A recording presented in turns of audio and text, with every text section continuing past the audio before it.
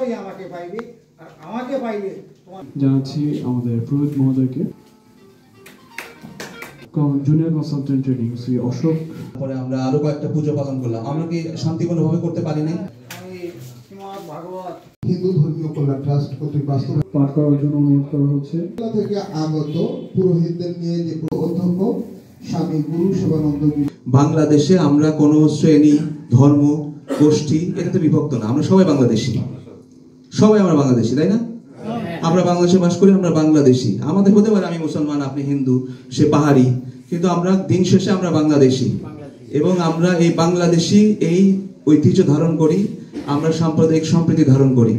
তো আপনাদের প্রতি বিনয়ের সাথে অনুরোধ থাকবে যে আমরা যে যার জায়গা থেকে এই মেসেজটা দিব, আমরা যেন কোনোভাবেই গোষ্ঠীগতভাবে বিভক্ত না হই, ধর্মীয়ভাবে বিভক্ত না হই। আমরা বাংলাদেশী হিসেবে থাকবো এবং বাংলাদেশের যে শান্তিপূর্ণ অবস্থান এটা আমরা বহাল রাখবো।